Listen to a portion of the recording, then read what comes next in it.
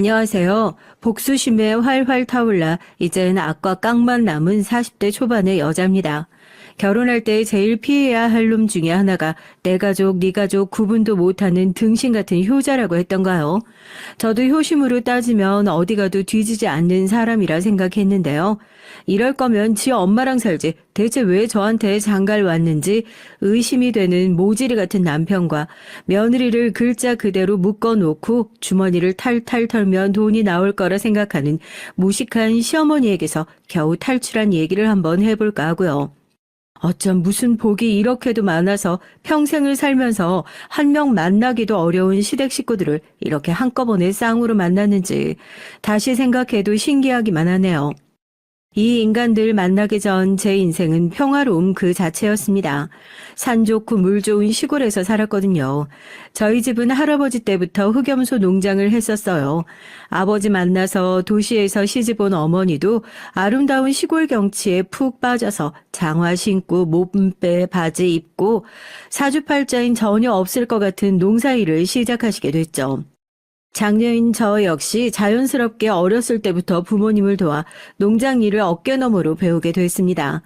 그때까지만 해도 뭐 동네에서 아는 사람들끼리 아니면 여기 농장 집이 좋다더라 입소문이 나서 동네 사람한테 소개를 받은 사람들 또 그 사람들의 지인들까지 그렇게 소규모로 장사를 하는 정도였어요. 가격이 워낙 비싸기도 하고 한 마리에서 나오는 양이 그렇게 많지도 않았으니까요. 할아버지도 부모님께서도 장사를 막 그렇게 크게 벌리실 생각도 없으셨던 것 같아요. 가족들이 욕심이 크게 없는 성격이라 전원 생활을 즐긴다는 것에 의의를 두셨지 내가 흑염소 팔아 떼돈 벌어야겠다는 생각을 하시던 분들이 아니셨으니까요. 아버지가 그래요. 우리 집안에 그런 사람이 없는데 널 다리 밑에서 주워왔는지 어떻게 우리 집안에서 이런 돌연변이가 나왔는지 모르겠다고요. 조용조용한 저희 집 식구들과 달리 전 동네에서 모르는 사람이 없을 정도로 어렸을 때부터 온 동네를 들쑤시고 다니는 말괄량이었습니다. 할아버지가 혀를 내두를 정도로 장사 수완이 좋았어요. 할머니가 어디 시장에서 사가지고 오는 핑크색 떡 상자 보자기가 있었는데 엄마를 따라 시장에 갔다가 왜 할머니들이 좌판에다가 나물이며 과일이며 깔아놓고 장사하시는 것을 보고 와 저거 재밌겠다 싶었나 봐요. 집에 돌아와가지고는 그 보자기에다가 집에서 굴러다니는 장난감이며 과자며 싹 다 싸가지고 놀이터에 나가서 물물 교환을 했대요.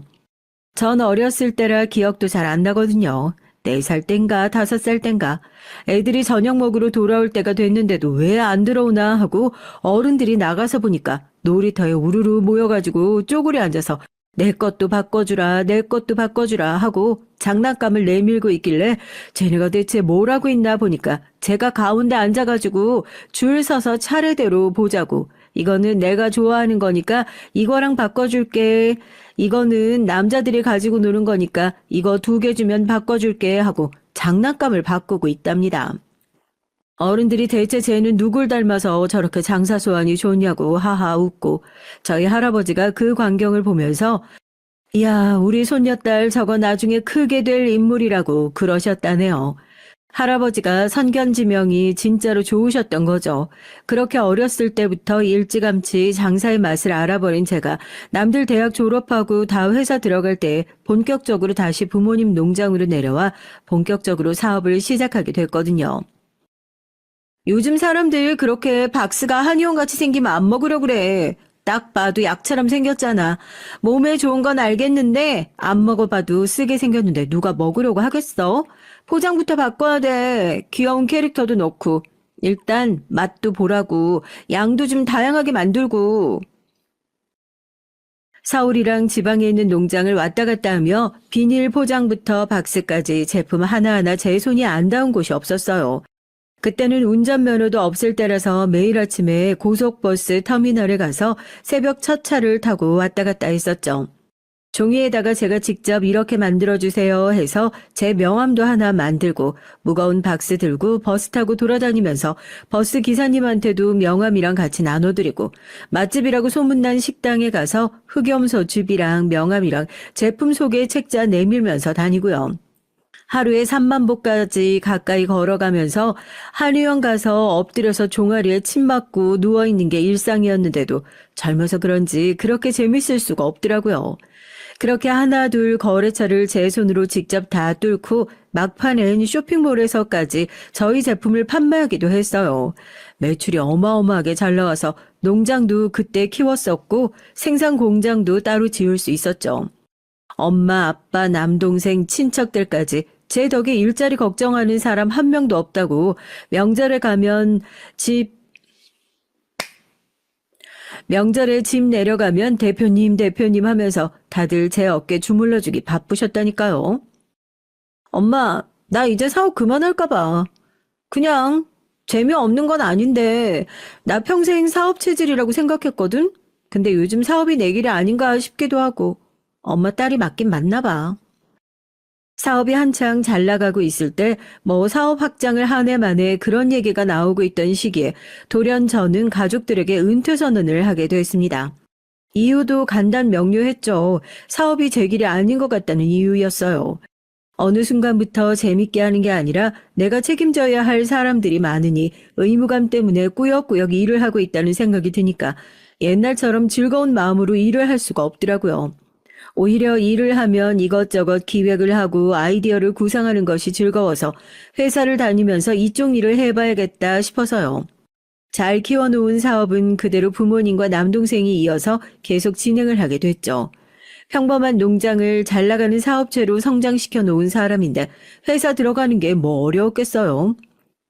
대표하던 사람이 평사원 하는 건데요. 경험 살려서 30대 중반에 그렇게 늦가기 신입사원이 됐습니다. 처음에 회사 들어가고 나선 많이 버벅거리기도 했어요. 여태까진 제가 결정을 내려야 하는 사람이었다면 회사원이 되고 난 이후엔 제가 뭔가 성과를 내고 결정을 받아야 하는 입장이 됐으니까요. 그동안 제 밑에서 일을 하셨던 분들이 얼마나 힘드셨을지 저도 조금이나마 이해하는 계기가 됐네요. 실수도 많고 배움도 많던 그 시기에 남편을 만나게 됐습니다. 일찌감치 출근해서 그래도 힘든 회사 생활 버텨보겠다고 집에서 싸들고 온 흑염소 즙 한 팩 까서 쪽쪽 빨고 있는데 누가 이거 흑염소즙 아니에요? 하고 아는 척을 하더라고요. 이거 되게 귀한 거 아니에요? 엄청 진해 보이는데 어디서 사셨어요?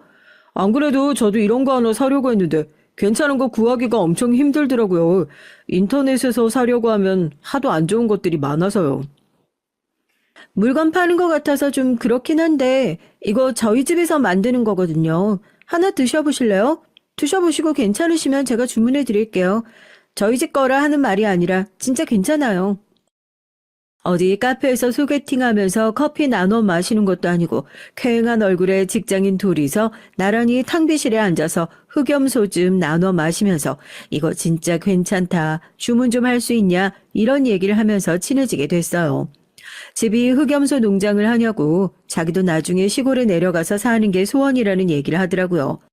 평생 시골에서 나고 자라서 그런지 지금은 서울에서 직장 생활을 하고 있긴 하지만 저도 언젠가 은퇴를 하게 된다면 다시 귀촌을 해서 시골에서 소박하게 부모님 농장 근처에 집 한 채 짓고 사는 게 소원이거든요. 은근히 얘기가 통하는 부분이 많더라고요.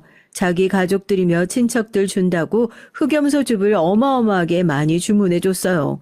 그래서 괜찮아 보인 건 절대 아니고요. 이렇게 귀한 거 덕분에 잘 구했다고 밥도 사고 커피도 사고 웃기긴 한데 흑염소즙이 맺어준 인연이라고 해도 과언이 아니네요. 제가 그랬잖아요. 할아버지랑 부모님이랑 가깝게 지냈기도 했고 한땐 같이 부모님이랑 사업을 하기도 했으니까 남들보다는 더 애틋한 구석이 있어요. 어디 가서 저 같은 효녀 없다고 그런 소리도 듣고요. 남편이랑 연애를 하고 결혼을 결심하게 된 계기도 사실 이런 이유가 컸죠. 부모님에게 잘하는 사람치고 나쁜 사람이 없다는 게 제 생각이었거든요. 처음 만났을 때도 그랬고 요즘 사람답지 않게 꼬박꼬박 안부 전화를 하는 것도 그렇고 다른 건 몰라도 어머님하고 참 애틋한 사이인가 보다. 그 모습이 참 보기 좋다고 생각했습니다. 아버지 돌아가시고 나서 남편 번듯하게 홀로 키워놓으신 어머님이었으니 본인이 더 잘해야겠다는 생각도 있었을 거고 삐뚤어지지 않고 잘한 것만으로도 배울 점이 많다 생각했었죠. 저도 뭐 우리 부모님한테 효도하니 그때까지만 하더라도 효자 만나면 안 된다는 사람들의 얘긴 본인의 부모님한테 못하는 사람이 괜히 하는 소리라고 그렇게 생각했습니다. 부모한테 개차반인 것보다 효자인 게 100배는 더 낫다고요. 그런데 막상 결혼 준비를 하는 과정에서 살짝 어라? 사람들이 조심하라고 했던 게 사실 이런 건가? 하고 멈칫했던 순간들이 몇 번 있었습니다. 그땐 사실 심각하다 생각하지도 않았던 건데 이제 와서 돌아보니까 그게 다 사람들이 입이 마르고 닳도록 얘기했던 일종의 힌트 같은 것들이었죠. 그때가 사귀고 나서 처음 맞는 제 생일이었습니다. 평소에 제가 뭐 제 생일을 잘 기억하지도 않고 생일이라고 뭐 특별하게 생각하지도 않았거든요. 그냥 가족들이랑 주변 친구들이랑 만나서 미역국 먹고 맛있는 밥 한 끼 먹으면 그만이지 뭐 특별한 날인가 하고 생각했었죠. 아침부터 보온 도시락에 자기가 직접 만들었다고 미역국 싸가지고 오고 퇴근하고 차에 타니까 남편이 꽃다발에 케이크까지 준비해서 건네는데 한 번도 특별하다 생각했던 적 없던 생일이 그날만큼은 특별하게 느껴지는 순간이었습니다. 아, 사람들이 이래서 사랑하는 사람과 평생 함께 해야겠다는 생각을 하는구나. 활짝 웃으면서 초를 불고 이 순간이 영원하게 해달라고 빌었죠. 둘이 함께 맛있는 저녁을 먹고 남편은 고심을 해서 골랐다면서 저에게 작은 선물 상자를 내밀었습니다. 열어보니까 예쁜 목걸이가 들어있더라고요. 자개가 들어있는 독특한 디자인이 제 마음에 쏙 들었어요. 어쩜 이렇게 내 마음에 쏙 드는 디자인으로 잘 골라왔냐고. 당신이 직접 해달라고. 너무 마음에 들어서 회사에 갈 때도 데이트할 때도 내내 하고 다녀서 사람들이 선물 받은 목걸이가 어지간히 마음에 드나 보다 다 얘기를 해줄 정도였어요. 여기까지만 해도 별로 이상할 게 없다 싶으시죠? 그리고 나서 본격적으로 결혼 준비를 시작하고 상견례장에 가서 어머님을 뵙는데 어머님 목에 어디서 많이 본 디자인의 목걸이가 걸려있는 거예요. 상견례장에도 제가 그 목걸이를 하고 갔거든요. 제가 하고 한눈에 바로 알아봤죠. 상견례장에선 뭐 특별한 거 없었어요. 그냥 형식적인 얘기하고 저희가 알아본 날짜 얘기하고요. 돌아오는 길에 남편한테 물어봤죠. 그 목걸이 어머님도 있었던 거냐고요. 아, 그때 당신 생일 선물로 목걸이 살 때 엄마랑 같이 갔었거든. 엄마가 예쁘다고 하나 사달라고 그러시길래 사드렸지. 우리 엄마도 되게 잘 어울리시지 않아? 아무리 그래도 그렇지. 차라리 어머님은 다른 디자인을 사주지. 왜? 고부간에 같은 목걸이 하고 다니면 사이도 좋아 보이고 좋잖아. 둘 다 잘 어울리는데? 괜히 심술이 나는 건 아닌데 굳이 거기서 나랑 같은 디자인을 하겠다고 하실 필요가 있나. 다음엔 그냥 다른 디자인으로 골라드려라 얘기만 하고 말았습니다. 찝찝한 데는 다 이유가 있어요. 어머님의 간섭은 그게 전부가 아니었거든요. 주말에 드레스 피팅을 앞두고 있는데 남편에게서 연락이 왔습니다. 자기는 영 보는 눈이 없어서 그러는데 엄마랑 셋이서 같이 가는 거 어떠냐면서요. 저희 엄마랑 같이 가도 불편한데 시어머니랑 같이 드레스 피팅 가는 며느리가 세상에 어디 있다고요. 혹시 옆에 어머님도 같이 있냐 하니까 같이 있답니다.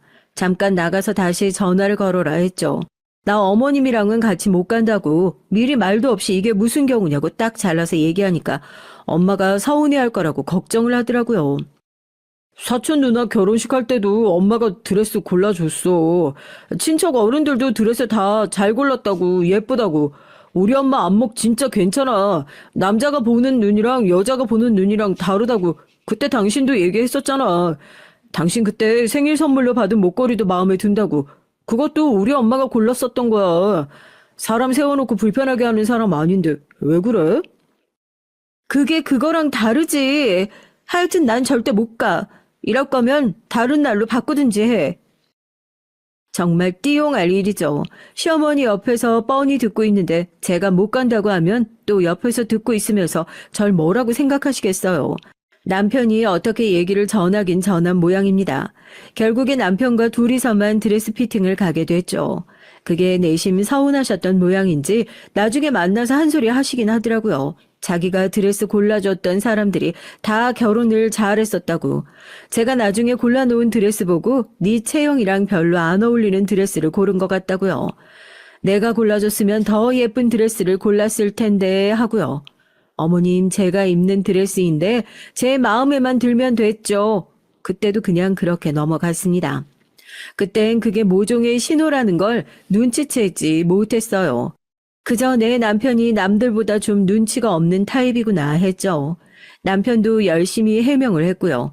어머님이 결혼하실 땐 형편이 어려우셔서 마음에 드는 드레스를 못 입어보셔가지고 그게 좀 한이 맺히신 것 같다. 주변에 결혼하는 사람들이 있으면 최대한 예쁘고 화려한 드레스를 골라주고 싶으셔서 더 그러시는 것 같다. 자기도 나중에 생각해보니까 당신 입장에서 그게 시어머니가 맘대로 드레스 고르고 입히려고 했던 것 같아서 기분 나빴을 수도 있을 것 같다 하고요. 또 중간에서 말을 그렇게 예쁘게 옮기니까 또 시어머니 딴은 좋은 의도로 나름 신경을 써주신 건데 내가 너무 시어머니라고 해서 나쁜 시선으로만 바라본 건가 하고 되려 반성하게 되더라고요.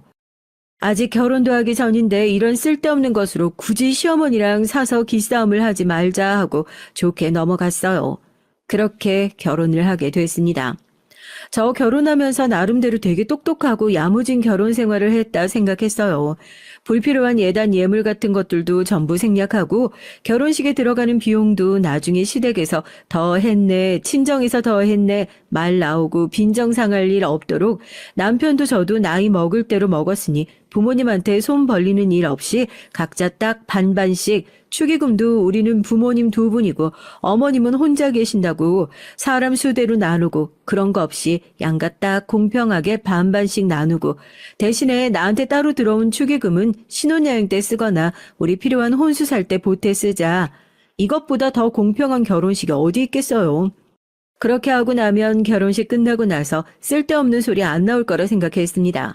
그런데 그렇게 무 썰듯이 칼같이 반반으로 한 결혼에도 꼬투리 잡으려면 잡히더라고요. 신혼여행 다녀와서 선물도 똑같이 친정 아버지 어머니 선물 두 분 다 해야 하니까 시어머니 선물은 돈 더 써서 비싼 선물 사가지고 들고 갔죠. 저희 신혼여행 유럽으로 다녀왔거든요. 엄청 비싼 건 아니지만 작은 핸드백에 명품 화장품, 차 한잔 하실 때 같이 드시라고 과자까지 해서 바리바리 싸들고 갔어요. 오히려 친정에 들고 갔던 것보다 훨씬 더 많은 양이었죠. 그런데 어머님 표정이 영 시큰둥하시더라고요.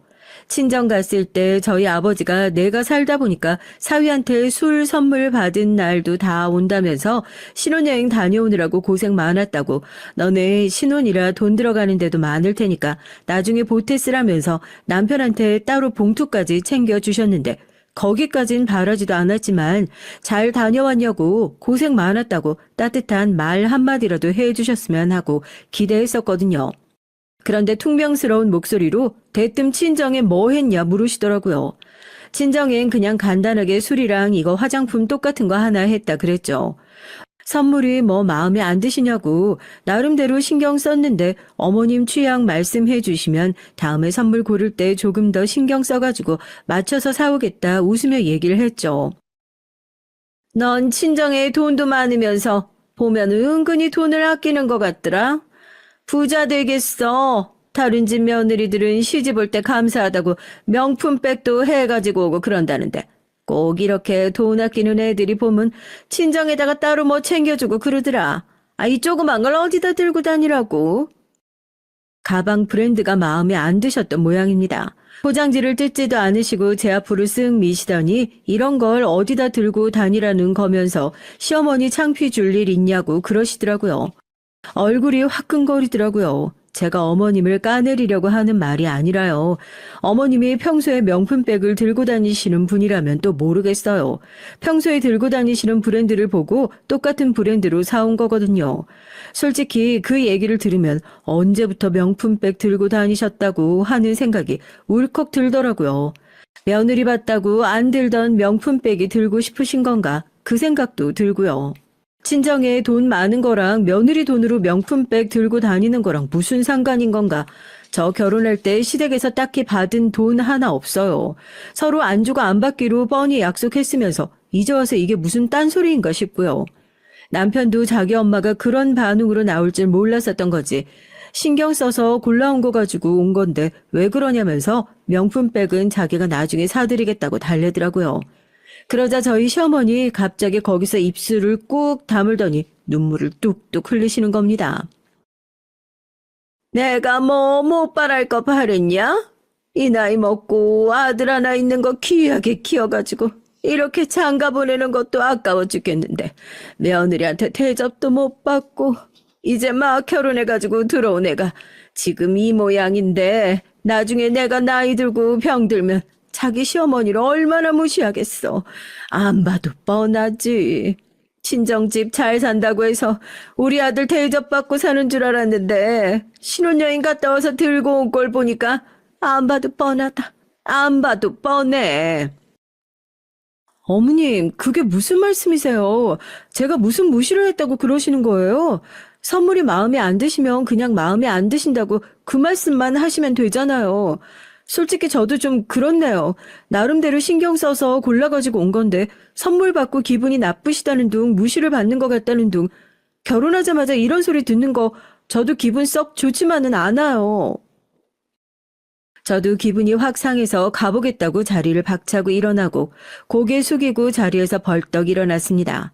징징거리면서 우는 척을 하는 시어머니가 언제 그랬냐는 듯이 얼굴색을 확 바꾸고 현관까지 따라 나와서 저 짜증내는 거 보라고 집에서 어떻게 배워 먹었길래 어른한테 버르장머리가 저 꼴이냐고 문 밖까지 따라 나오면서 잔소리를 하더라고요. 옆에서 자기가 잘 얘기하겠다고 엄마도 진정하고 들어가서 쉬라고 끝까지 자기 엄마 편만 드는 남편이 더 열받았죠. 지금 장난해? 내가 잘못한 거야? 당신도 봤잖아. 나 솔직히 너무 기분 나빠. 선물 사가지고 이렇게 욕먹는 법이 어디 있어.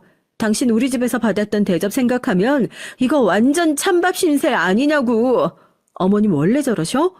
당신은 왜 거기서 어머님 편을 들어? 당신도 잘한 거 없어. 거기서 왜 어머니랑 똑같이 맞서서 싸우고 들길. 어른이 그렇게 뭐라고 하면 그냥 네 알겠습니다. 잘못했습니다. 그렇게 말하면 끝나고 말걸. 거기서 똑같이 맞받아치고 있으니까 일이 이렇게 커지는 거 아니야. 한 번 보고 말 사이도 아닌데 어머님한테 말을 꼭 그런 식으로 해야겠어? 나도 오늘 솔직히 당신한테 좀 실망이다. 일단 좀 진정하고 내일 아침에 전화해서 어머니께 사과드려. 그게 맞는 것 같아. 선물도 사가, 욕도 먹어. 이젠 사과까지 하랍니다. 친정에선 사위가 온다고 상다리가 부러져라 음식 차려서 융숭하게 대접을 하고 남편은 손 하나 까딱 안 하고 얻어먹다가만 왔는데 시댁에서는 욕 얻어먹느라고 배가 터질 지경이었죠.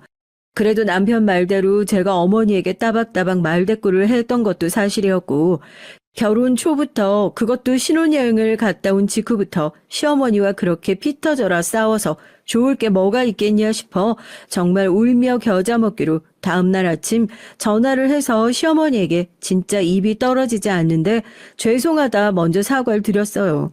이건 뭐 사과를 받아주시는 건지 아닌 건지 저한테 돈 많다고 전부가 아니라고 좀 넉넉하게 써야 돈도 더 많이 들어오는 법이라고 너무 자린고비처럼 살지 말라고 그러시더라고요.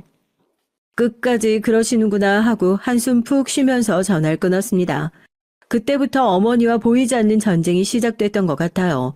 아니요. 2대1의 싸움이었죠. 남편과 시어머니가 한 편을 먹고 저 혼자 외롭게 홀로 싸우는 형국이었어요. 애초에 남편은 자기 마누라가 아니라 시어머니 말씀대로 나중에 본인 늙고 힘 없어지면 순종적으로 잘 모실 수 있는 며느리감을 고르기 위해 결혼을 한 게 아닐까 싶을 정도로 툭하면 시어머니와 함께 저를 갈고 댔습니다. 대체 그동안 이런 가부장적인 모습을 어떻게 숨겨왔을까 싶더라고요. 해준 것도 없으면서 욕심만 많고 매번 그런 일이 있을 때마다 은근슬쩍 이게 다 제 잘못이다. 제 탓만 해대니 없던 정신병이 생길 것 같더라고요. 어쩔 땐 이게 정말 내 잘못인가 의심스럽기까지 했다니까요. 하지만 인간이 숨길 수 없는 세 가지가 가난, 사랑, 재책이라고 하잖아요. 전 여기에 또 한 가지를 더해 분수도 모르는 욕심은 절대 숨길 수 없다 생각합니다. 두 사람의 숨겨둔 속내는 얼마 못 가 그 정체를 드러냈으니까요. 아빠, 갑자기 무슨 일이야? 어? 갑자기 그렇게 큰 돈을? 아니, 왜 어쩌다가? 뭐 큰 문제 있는 건 아니지? 뭐 공장 운영하다가 그런 일이야 흔한 거니까. 그래 뭐 은행보다 낫지. 나도 김서방이랑 얘기 좀 해볼게. 내 돈이긴 해도 결혼했는데 괜히 아빠랑 비밀 만드는 것 같아서 좀 그래. 알겠어요. 내일 바로 연락드릴게요. 아빠한테 갑자기 연락이 왔어요. 성금을 받기로 한 거래처 중에 한 군데서 문제가 생겨가지고 돈 나가는 게 살짝 꼬였다면서요. 은행 가서 빌려도 되는데 혹시 1억 5천만 원 빌려줄 수 있냐고 그러시더라고요. 은행에서 돈을 빌리면 중간에 돈을 갚더라도 중도 상환 수수료를 내야 하니까 아버지와 사업을 하면서 간단하게 차용증을 작성하고 무이자로 2억 안에서 돈을 빌려드린 적이 종종 있었거든요. 결혼을 하기 전엔 대수롭지 않은 일이었는데 결혼을 하고 나니까 제 돈이긴 하지만 남편에게 이런 방구 언급도 없이 저 혼자 결정을 한다는 것이 어쩐지 찝찝하게 느껴져서 얘기를 하고 말씀을 드리겠다 하고 전화를 끊었습니다. 사실 결혼을 한 이후로 각자 급여는 각자가 관리하고 있고 결혼을 하기 전에 모아둔 돈에 대해선 남편에게 한 번도 언급을 한 적이 없었거든요.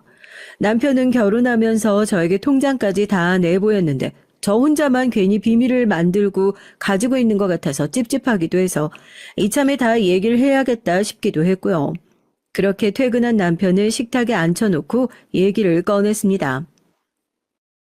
아빠 사업하고 있는 게 살짝 문제가 생겨가지고 내가 돈을 좀 빌려드려야 할 것 같아. 예전에 나도 아빠랑 같이 일을 했었다고 했잖아. 그때 모아둔 돈이 좀 있는데 그 돈에서 빌려드리려고 하거든. 전에도 이런 식으로 차용증 작성하고 빌려드렸던 적이 종종 있었고 그때마다 난 안 받겠다고 하는데도 이자까지 쳐서 기간보다 더 금방 갚아주셨고 물론 내가 젊었을 때 벌어둔 돈이긴 하지만 그래도 이제 결혼한 사이고 당신한테 상의도 없이 빌려드리는 건 아무리 생각해도 아닌 것 같아서 얘기는 하고 빌려드려야겠다 아빠한테도 그렇게 말씀드렸거든. 뭐 심각한 문제는 아니고 거래처한테 성금 받기로 한 게 안 들어왔나 봐. 제 얘기를 들은 남편은 심각한 얼굴로 얼마나 되냐고 묻더니 1억 5천이라는 액수를 듣고 펄쩍 뛰더라고요. 너한테 그 큰 돈이 어디 있냐면서요. 아까 얘기했던 것처럼 내가 젊었을 때 아빠랑 같이 사업하면서 모아뒀던 돈에서 그 정도 여유는 있다 얘기를 하니까 믿지 않는 눈치더라고요. 쓸 때는 써도 항상 아끼면서 생활하니까 그런 여유가 있을 거라 애초에 생각을 안 했던 모양입니다. 믿지 않는 것은 둘째치고 이젠 거짓말쟁이로 몰아가더라고요. 그 큰 돈을 친정에 덥석 빌려주겠다는 것도 그런데 당신이 그런 큰 돈이 있다는 걸 내가 어떻게 믿어? 당신 혹시 그 돈 대출이라도 받아서 빌려주려는 거 아니야? 그 돈 대출 받아서 빌려줬다가 장인어른이 못 갚기라도 하면 혼자 죽는 게 아니라 나까지 신용불량자 되는 거야. 누구 인생 망칠 일 있어? 절대 안 돼. 뭘 믿고 그 돈을 빌려드려? 방금까지 얘기했잖아. 내가 사업하면서 모아둔 돈이라고. 여유 있다고. 갑자기 뜬금없이 대출은 무슨 대출이야? 내 돈 가지고 내가 빌려주겠다는데 안 된다니 무슨 소리야? 그 큰 돈이 있다는 것을 어떻게 믿냐고. 절대 안 된다는 남편에게 솔직히 내키지 않았지만 뭐라도 보여줘야 믿을 눈치더라고요. 이대로 아빠한테 돈 빌려들었다가 무슨 닥달을 할지 모르겠다 싶어서 결국 사업하면서 모아둔 돈이 들어있는 통장을 꺼내 들었습니다. 10억이 조금 넘는 돈이 찍혀있는 통장을 보고선 남편의 눈이 휘둥그레졌어요. 방금까지 대출이니 뭐니 하던 남편은 이제 적반하장으로 이 큰 돈을 가지고 있었으면 어떻게 자기한테 여태 비밀로 할 수 있었냐고 적반하장으로 화를 내더라고요. 아니, 이건 당신이랑 결혼도 하기 전에 내가 아빠랑 일하면서 모아둔 돈이야. 내가 모아둔 돈에서 내가 친정 도와주겠다고 하는데 왜 짜증이야? 우리 아빠가 돈 떼먹겠다는 것도 아니고 이자까지 쳐서 갚는다고 하잖아. 내가 당신이랑 결혼하면서 돈 내야 할 때 안 낸 적 있어? 통장을 들여다보고 있던 남편의 손에서 통장을 확 낚아채니까 언제 그랬냐는 듯이 꼬리를 또 확 내리더라고요. 당신이 젊었을 때 일 열심히 한 것은 알고 있었지만 이렇게 큰 돈 모아둔 줄은 몰랐다고. 장인어른 편하게 빌려주랍니다. 한술 더 떠서 자기가 여유가 있었으면 그 돈 자기가 장인어른 빌려주었을 텐데 여유가 없어서 못 빌려줘서 안타깝다나요? 갑자기 왜 저러나 싶었죠. 요즘엔 서로 재산이 얼마나 되는지 빚이 얼마나 되는지 다 까고 결혼을 한다는데 남편 입장에선 자기가 가지고 있는 재산 전부 다 오픈하고 결혼했으니 제가 뭔가를 숨긴 것 같아서 기분이 나빴을 수도 있겠다 싶어 순간 울컥할 수도 있겠다 싶었습니다. 일부러 숨기려는 것은 아니었다고 나중에 다 필요할 때 되면 쓰려고 모아둔 거였다. 저도 그렇게 얘기했죠. 그렇게 무사히 아빠 돈 빌려드리고 아빠는 2달도 안 돼서 빌려간 돈을 모두 갚으셨어요. 딸이 잘 가꿔놓은 회사 덕분에 가족들 잘 먹고 살고 이렇게 돈까지 빌려줘서 큰일 없이 무탈하게 잘 지나갔다면서 고맙다고 용돈으로 쓰라면서 돈도 조금 더 챙겨주셨고요. 남편한테도 아빠가 돈 잘 갚으셨다 보여주기까지 했어요. 그렇게 조용히 지나가는 줄 알았는데 제가 어머님이랑 찰떡같이 붙어있는 남편한테 그 통장을 보여준 게 화근이었습니다. 잠잠하다 했어요. 남편한테 그 통장 보여주면서 그랬거든요. 이건 부부의 일이니까 우리 둘만 알았으면 좋겠다고요. 우리 아빠한테 무슨 일 생겼을 때 내가 도와줬던 것처럼 집에 큰일 생기면 언제든지 도와줄 생각이 있으니까 그전까진 당신도 오늘 봤던 거 그냥 모른 척 있었으면 좋겠다. 신신당부를 했죠. 2달 동안 별일 없길래 남편이 입 다물고 있는 줄 알았어요. 아빠가 돈 갚고 얼마 지나지 않아 어머님이 갑자기 저녁을 사주신다면서 남편과 저를 부르시기 전까지 말입니다. 평소에 저희 부부한테 얻어먹었으면 얻어먹었지 뭐 한번 사주신다는 소리를 안 하시는 어머님이 뜬금없이 저녁을 사준다시기에 무슨 일인가 의심스럽긴 했는데 아니나 다를까 입산 남편이 그새 가서 얘기를 했던 모양이에요. 아유, 오랜만에 이렇게 우리 세 식구 다 같이 모여서 밥 먹으니까 얼마나 좋니? 매일같이 이렇게 단란하게 지내면 참 좋겠다. 그치? 그러게요. 간만에 모이니까 반갑고 좋네요. 저녁 실컷 잘 먹고 매일같이 단란하게 지내면 참 좋겠다. 뜬금없이 이런 얘기를 하길래 뭔가 쎄야하다 싶었는데 오랜만에 봤으니 카페에 가서 커피라도 한 잔 하자는 어머님이 가방에서 주섬주섬 뭔가를 꺼내시더라고요. 전원주택 팜플렛이었습니다. 내 친구가 부동산을 하는데 시골에 이번에 좋은 전원주택이 나왔다고 하더라. 종호 얘기 들어보니까 너도 나중에 시골 내려가서 살고 싶다는 얘기 했었다면서? 잘 됐지 뭐냐. 너네 은퇴하고 내려가서 시골에 집 사려고 하면 그때는 이거 비싸서 못 사. 지금 사둬야지. 이게 지금 13억인데 너 10억 모아둔 거 있다면서. 너네 아파트 그거 팔고 너 10억 보태고 인테리어까지 하면 딱 맞겠더라. 내가 다리가 아프니까 1층 쓰고 너네가 2층 쓰면 딱이지. 애 낳고 하면 내가 애 봐주고 얼마나 좋아. 식구들이 한 집에 모여 살아야지. 그래, 딱이네. 엄마도 모실 수 있고 당신도 시골 내려가고 싶다고 했었잖아. 나 벌써 계약금도 다 내놨어. 뭐? 당신이 무슨 돈이 있어서 계약금을 내? 나한테는 한마디 상의도 없이 그런 짓을 했다고? 당신 미쳤어? 그 돈을 제가 왜 보태요? 저 그 돈 보탤 생각도 없고 합가할 생각도 없어요. 당신 내가 그 얘기 하지 말라고. 이미 두 사람은 저 없는 사이에 짝짝꿍 다 해놓은 모양입니다. 남편은 아예 아파트 뺄 생각으로 담보대출까지 받아서 계약금까지 걸어놓은 상태였고요. 어차피 아파트 팔고 당신이 돈 보태면 그 돈이 날아가는 것도 아니지 않냐 얘기를 하는데 차라리 그냥 여기서 혀라도 깨물까 진지하게 고민을 했습니다.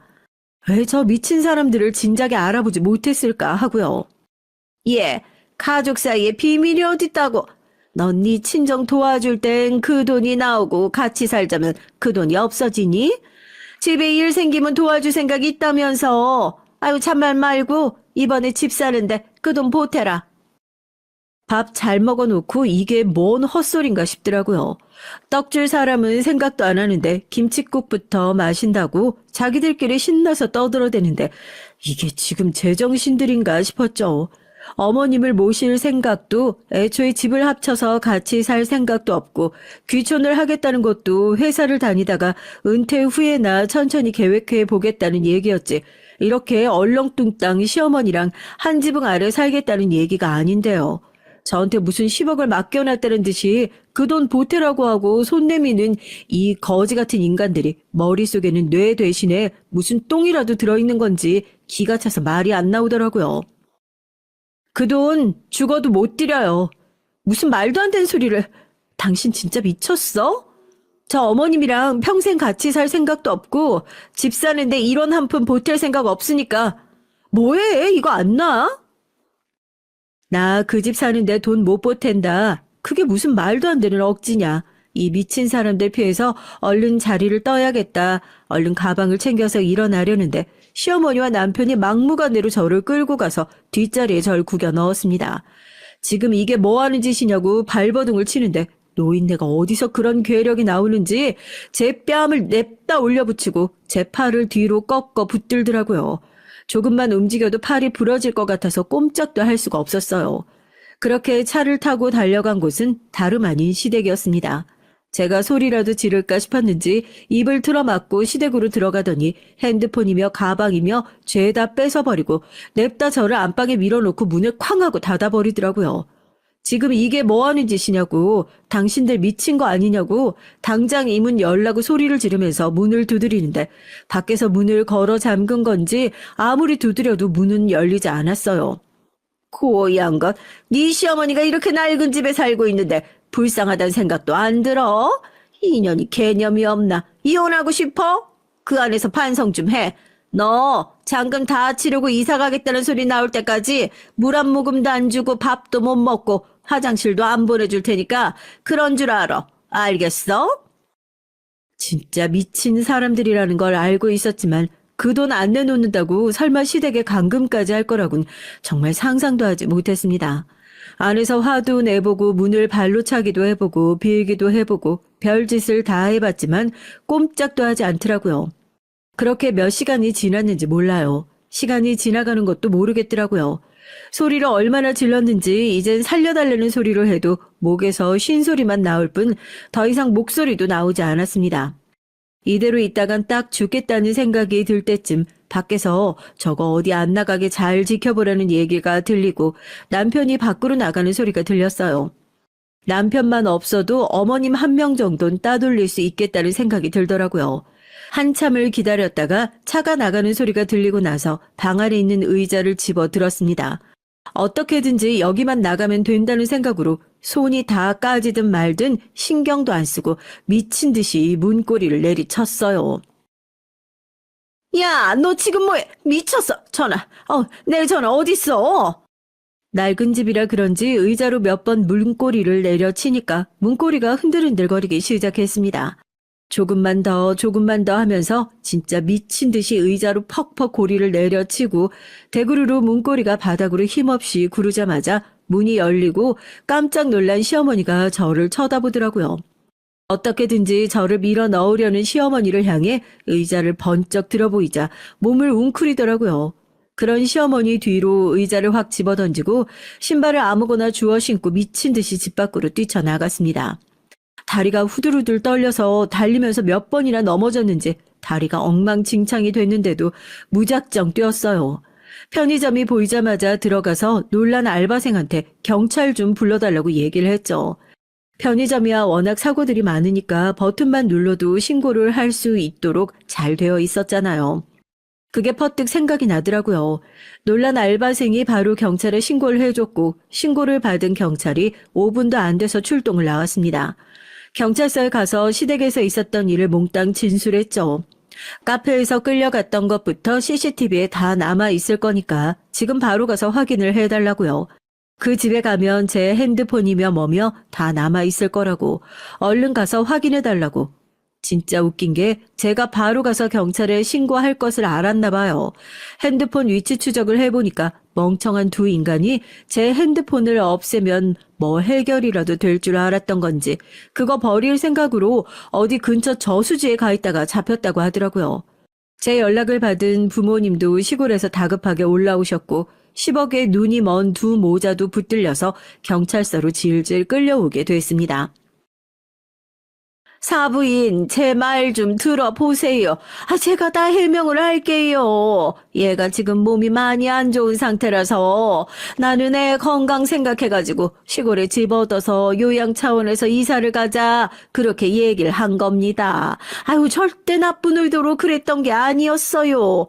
얘 꼴을 보세요. 정상인 애가 이렇게 나사 빠진 애처럼 밤에 저렇게 뛰어다니고 하겠냐고요.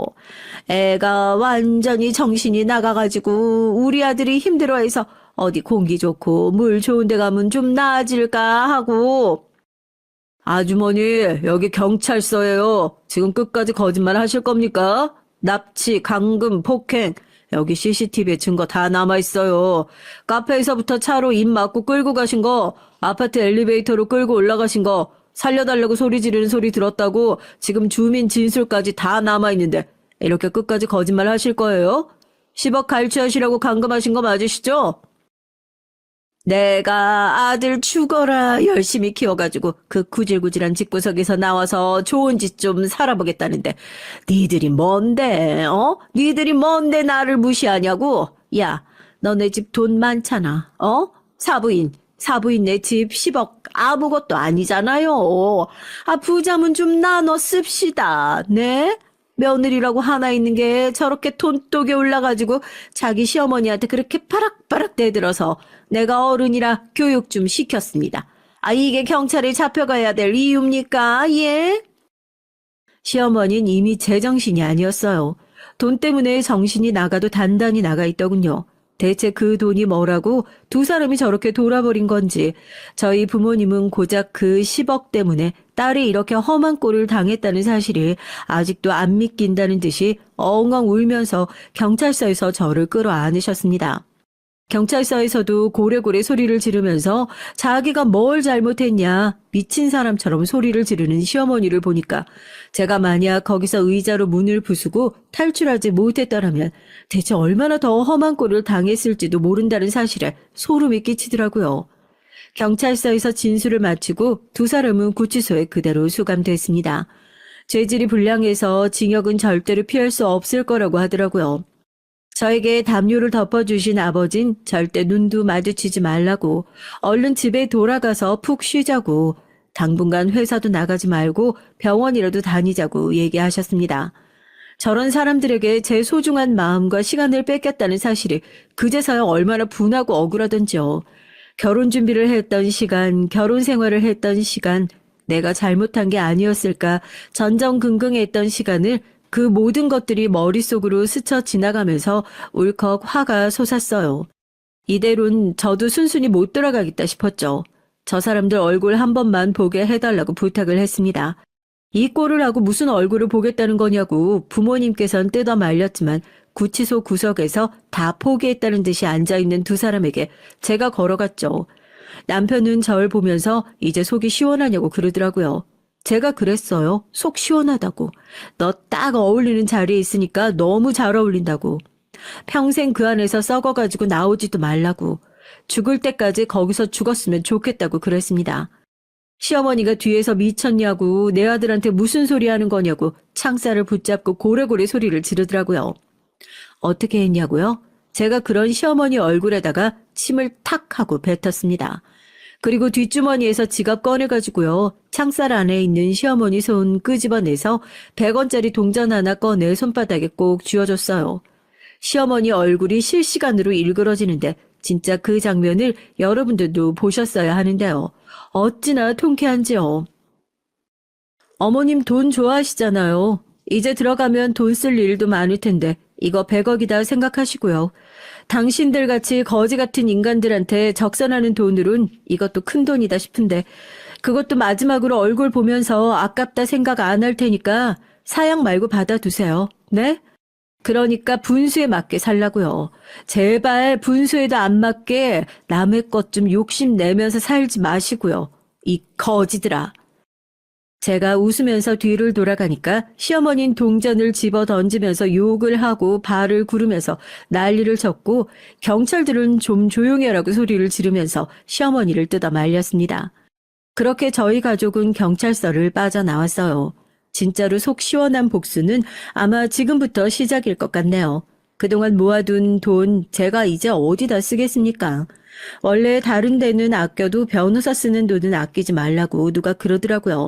우리나라에서 이름난 로펌 변호사 선임해서 이 사람들한테 있는 죄 없는 죄 다 끌어다 붙여가지고 돈이 얼마가 들던 간에 최대한 오랫동안 깜빵 안에서 곰탕처럼 푹 고아져서 나올 수 있도록 한번 만들어 보려고요. 그 사이에 대출까지 받아서 넣어놓은 계약금은 휴지 조각이 될 거고 직장은 날아갈 거고 깜빵 갔다 나오면 신용불량자 신세가 될 거고 출소를 해서 나오고 나서도 사회에 복귀를 못할 정도로 이제 그 인생들 천천히 한번 망쳐볼 생각입니다. 제 인생을 힘들게 한 대가 배로 아니 곱절로 돌려줄 생각입니다.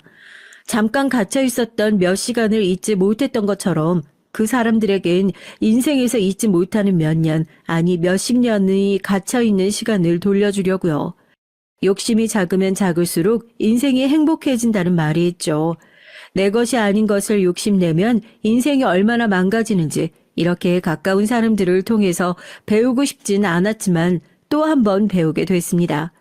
결혼은 실패로 돌아갔지만 실패한 결혼 생활에서도 결과적으로 인생에서 절대 가까이 하면 안 될 사람들을 뼛속 깊이 알게 되었으니까 그거라도 다행이다 생각하면서 위안 삼고 살아가겠다는 생각을 하네요. 이 사람들 빵에서 푹 썩게 되었다는 소식을 변호사님이 가지고 오면 다시 한번 사연 밑에 댓글이라도 짤막하게 달아서 찾아올게요. 하루라도 빨리 기쁜 소식 들고 찾아올 수 있게 됐으면 좋겠습니다. 제 몸과 마음도 하루빨리 다시 가벼워질 수 있었으면 좋겠네요. 이혼의 상처보다 사람에게 배신당했다는 것이 괴롭지만 이것 또한 시간이 지나면 아무 일도 없었다는 듯이 훌훌 털어버리고 괜찮아지는 날이 올 수 있게 되겠죠. 부디 그렇게 아무렇지도 않아지는 날이 저에게도 빨리 찾아오기를 다시 소박하게 시골에서 예전처럼 새로운 삶을 시작할 수 있게 되길 바라며 이만 제 얘기를 끝마쳐 보겠습니다. 감사합니다. 안녕하세요. 저는 조금 있으면 반백살 50을 앞두고 있는 여자입니다. 세상에 영원한 비밀은 없다는 얘기 들어보신 적 있으시죠? 전 최근에 그 사실을 아주 절실하게 느낀 사건이 있어서 사연을 보내게 됐어요. 저에겐 남편과 눈에 넣어도 아프지 않을 아들이 하나 있어요. 제가 결혼을 좀 늦게 했습니다. 전 40이 다 된 나이였고 남편은 40 중반이었어요. 남편은 저희 부모님이 하시는 정육점 단골 손님이었습니다. 사람이 서글서글하고 손이 큰 게 제 스타일이다 싶었는데 마침 노총각이길래 제가 먼저 꼬셔서 결혼까지 골인했네요. 지금 생각하면 저에게 어디서 그런 용기가 났나 싶지만 당시엔 정말 남편을 놓치면 안 될 것 같았거든요. 남편은 덩치도 좋고 서글서글해요. 가장 마음에 들었던 건 자상하고 손도 아주 크다는 겁니다. 제가 원래 속이 좁은 사람을 딱 싫어하거든요. 저희 친정 식구들이 많이 속이 좁아요. 전 어릴 때부터 가난했습니다. 그냥 가난한 정도가 아니라 정말 찢어지게 가난했다는 말이 맞을 정도였어요. 아버지가 작은 사업을 하시다 망해버리는 바람에 가족들이 뿔뿔이 흩어져 살았고요. 저희 부모님은 저와 형제들을 시골 할머니 댁에 맡기고 서울로 돈을 벌러 올라가 버리셨죠. 저와 형제들은 학교도 간신히 다니며 자급자족해야 했습니다. 남들 얘기 들어보면 가족이 힘들수록 원래 똘똘 뭉쳐 서로 챙기고 도와주는 가족들도 있다는데 우리 집은 좀 달랐어요. 힘들수록 서로를 탓하는 건 물론이고 각자 이익만 챙기려고 했거든요. 저와 바로 위에 있는 언니는 고등학교를 졸업하자마자 공장에 취직해서 일을 했습니다. 전 상고를 나와서 자격증이 꽤 있어서 언니가 다니던 공장에 격리로 취직을 했고요. 그때가 언니와 제가 사이가 가장 안 좋았던 시기예요. 전 사무실에서 근무했고 언니는 공장에서 일했습니다. 서로 일하는 건물도 다르고 하늘 니늘도 달랐는데 어머니는 그게 항상 불만이었어요. 공장을 본인이 더 오래 다녔다고 일도 본인이 훨씬 더 많이 하는데 제가 월급이 왜 더 많이 받는 건지 모르겠다고 투덜거렸습니다. 말이 격리지 하루 종일 커피나 타고 심부름만 하는 일인데 왜 나보다 월급을 더 많이 준대? 네가 사장한테 말 좀 해서 나도 좀 사무실에서 써달라고 말 좀 해봐. 나도 커피 잘 타고 심부름도 잘해. 내가 노는 것 같아도 하는 일이 얼마나 많은데 언닌 컴퓨터 아예 쓸 줄도 모르잖아. 근데 어떻게 사무실에서 일을 해? 언니를 기분 상하게 할 생각은 아니었지만 제가 부탁한다고 사장이 들어줄 것도 아닌데 괜히 기대하게 하는 것보단 솔직하게 말하는 게 나을 것 같아 한 얘기였습니다. 근데 언니는 제 얘기에 지랄 발광을 하며 제 머리끄덩이를 잡았어요. 그깟 컴퓨터 좀 쓸 줄 안다고 잘난 척은? 망할 놈의 공장 빨리 때려치우고 돈 많이 주는 대로 가야지. 더러워서 참나. 그냥 둘이 방안을 뒹굴고 싸우다 할머니에게 아주 혼쭐이 났어요. 안 그래도 귀찮은 저희가 큰 소리까지 내니 할머니는 욕을 퍼부으셨습니다. 한 번만 더 싸우면 셋 다 쫓겨낸다고요. 그때까지도 부모님이 서울에서 자리를 못 잡고 계실 때라 저희는 할머니 앞에서 찍소리도 할 수가 없었어요. 안 그러면 저희 삼남매 어디 갈 데도 없었으니까요. 그날 이후 전 정말 할머니에게 쫓겨나기라도 할까봐 얌전히 지냈어요. 그런데 언니는 달랐습니다. 뒤늦게 사춘기라도 왔는지 툭 하면 제게 화풀이를 했죠. 언니는 공장에 다니는 걸 창피해 했거든요. 하지만 그 시골 동네에 고졸인 저희가 할 수 있는 일이 많지 않았습니다. 그렇다고 쥐뿔도 없이 무턱대고 부모님이 계신 서울에 올라갈 수도 없고요. 언니를 이해하지 못하는 건 아니었지만 그 핑계로 자꾸만 절 힘들게 하니 저도 참아주기 힘들었습니다. 말도 안 되는 걸 가지고 절 괴롭혔거든요. 월급이 제가 많다는 이유로 저랑 있을 땐 일절 돈을 안 쓰려고 했어요. 세상에 자기 자매들은 어떻게들 하시나요? 저도 아래 남동생이 있지만 전 남동생이랑 있으면 제가 다 사줘요. 잘났든 못났든 엄연히 제가 윗사람인데 그게 당연한 거라고 생각했거든요. 근데 언니는 달랐습니다. 10원이라도 더 버는 사람이 더 내야 한답니다. 한 번은 아침에 출근을 하는데 버스를 타면서 버스비를 안 내고 타버린 거예요. 제가 제 것만 냈더니 기사 아저씨가 앞에 아가씨가 안 내고 탔다고 하더라고요. 전 언니를 불렀죠. 왜 버스비 안 내냐고요. 그랬더니 언니가 하는 말이 어이가 없었습니다. 아우 쪼잔해. 그거 얼마나 한다고. 그냥 좀 같이 내주면 되지. 다음에 내가 내줄 테니까 네가 좀 내. 언니는 저렇게 말한 게 한두 번이 아니었어요. 매일 다음에 버스비를 내준다고 하고선 한 번도 내준 적이 없었거든요. 버스 타기 전엔 한마디도 안 하고 있다가 버스에 올라타서는 모른 척 내달라고 하니 당황한 게 한두 번이 아닙니다. 저도 처음엔 언니니까 당연히 내줄 수 있지 싶어서 몇 번 별 생각 없이 내줬는데 이게 반복되니까 언제부턴가 빈정이 팍 상하더라고요. 거기서 끝이 아니었어요. 공장 근처 백반집에서 밥을 먹을 때도 자꾸 제게 밥값을 내라고 하더라고요. 밥값도 마찬가지로 처음에 한두 번 내주다가 짜증나서 한 번은 된통 화를 냈습니다. 아무리 제가 월급이 많다고 해도 그래봐야 얼마 차이 안 나요. 그리고 직장 다니는 사람들이 교통비, 밥값 내면 남는 것도 없잖아요. 언니, 자꾸만 이런 식이면 나 언니랑 밥 안 먹어. 내주는 것도 한두 번이지. 거지도 아니고 왜 매일 동생한테 얻어먹고 난리야. 뭐, 거지? 너 그게 언니한테 할 소리야? 이게 진짜 네가 요즘 언니한테 덜 맞았지? 그날 또 저와 언니는 식당에서 머리끄덩이를 잡고 싸웠어요. 그 시간대 식당엔 대부분 공장 사람들이다 보니 저희 자매의 소문은 삽시간에 퍼졌습니다. 그 이후로 공장에서 보는 사람마다 한 소리씩 했어요. 언니랑 한 집에 사는 한 식구면서 누가 사면 어떠냐고 저더러 쪼잔하다고들 했어요. 어떤 사람들은 언니한테 대들면 못 쓴다고 하기도 하고요. 전 기가 찼죠. 그건 우리 집을 모르니까 하는 소리예요. 제가 말씀드렸죠? 우리 집은 다들 각자 먹고 사느라 바빴다고요. 고등학생인 막내까지 자급자족이었습니다. 그런 동생이 안쓰러워서 전 동생을 살뜰히 챙겼어요. 저 아니면 동생을 챙길 사람이 없었거든요. 할머니 집에 얹혀 살긴 했지만 할머니가 저희를 달가워하지 않았습니다. 사실 할머니 마음도 이해가 되지 않는 건 아니에요.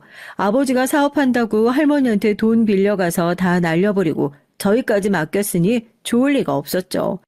그래서 그랬는지 저희를 무진장 구박하셨습니다.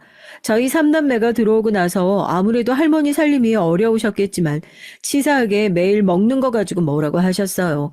한참 성장기였으니 돌아서면 배가 고플 때였는데 할머니가 하도 눈치를 주시니까 전 배가 찰 때까지 먹어본 적이 없습니다. 매일 쌀독에서 쌀을 꺼낼 때마다 쌀이 쑥쑥 준다고 하시지를 않나. 간식만 조금 먹어도 간식을 그렇게 먹고 하루에 꼭 3끼를 먹어야 하냐고 하셨죠. 저와 언니가 공장에 다니면서 야근이라도 하고 오면 그렇게 좋아하셨어요. 저녁까지 먹고 들어온다고요. 그러다 보니 소심하고 얌전한 남동생은 배고파도 배고프다는 말을 못했나 봐요. 어느 날 보니까 애가 키만 쑥 크고 빼빼 말라 있더라고요. 전 그런 동생이 안쓰러워서 할머니에게 월급을 좀 속이고 돈을 빼돌렸습니다. 그 돈으로 할머니 눈을 피해 동생을 챙겼죠. 책도 사주고 먹을 것도 먹이고요. 그런 환경에서 자라다 보니 전 자연스레 억척스러워질 수밖에 없었어요. 돈 귀한 줄 누구보다 잘 아니까요. 저희 살림은 서울에 올라오고 난 뒤 조금 나아졌습니다. 할머니가 돌아가시고 나서 저희 삼남매는 부모님이 계신 서울로 올라왔어요. 저희가 서울에 올라왔을 당시만 해도 부모님은 반지하방에 살고 계셨거든요. 방이라고는 2개뿐이라 당시 고3이었던 막내가 부모님과 함께 방을 썼습니다. 그래도 남동생이 곧잘 공부를 잘했어요. 할머니 댁에 있을 때 다녔던 고등학교에서 서울의 명문대도 들어갈 정도로 공부를 잘한다고 했거든요. 모의고사 같은 걸 봐도 지역 내에서 1등도 한 적이 있고요. 전 동생이 기특해서 동생이 하는 일이라면 뭐든지 밀어주고 싶었습니다. 저나 언니는 공부 머리가 없어서 대학은 꿈도 못 꿨지만 우리 막둥이만큼은 어떻게든 대학을 보내주고 싶었거든요. 목표가 생기고 나니 돈을 버는 게 좀 덜 힘들더라고요. 부모님은 저희가 올라오기 전까지 식당에서 식자재를 납품하는 일을 하셨습니다. 전 평일엔 부모님 일을 돕고 쉬는 날이면 아는 분 정육점에 가서 고기를 자르고 배달하는 일을 도왔어요. 언니는 부모님 일을 돕기도 싫고 저와 함께 정육점에 가기도 싫다면서 결국 그렇게 싫다던 공장에 다시 들어갔죠. 반면 전 하나도 힘들지 않았습니다. 생각보다 몸을 움직이며 하는 일이 적성에 맞았거든요. 그러다 동생이 대박을 터뜨렸어요. 매일 컴퓨터에 앉아 뭘 하나 했는데 보안 관련 프로그램을 개발해서 개발자로 큰 회사들 여기저기서 스카웃을 받았습니다. 하지만 동생은 자기가 하고 싶은 일이 있다면서 함께 공부한 친구들과 회사를 차렸죠. 저야 동생이 뭘 하는지 잘 모르지만 어쨌든 사업까지 할 정도로 성공했으니 됐다 싶었습니다. 그런데 믿기지 않는 일이 일어났어요. 동생이 제게 선물을 줬어요. 그것도 아주 큰 선물을요. 제 이름으로 된 정육점을 차려줬습니다. 제가 몇 번 하고 싶다고 말한 적이 있긴 했는데 정말 이렇게 빨리 이루어질 줄은 몰랐어요. 동생은 어릴 때부터 제게 진 빚이 많다면서 제가 아니었으면 대학도 졸업하기 힘들었을 거라며 당연한 거라고 했죠. 전 그때가 가장 행복했던 것 같네요. 전 부모님과 함께 열심히 정육점을 운영했습니다. 주변에선 아가씨가 험한 일을 한다고도 했지만 전 만족해요.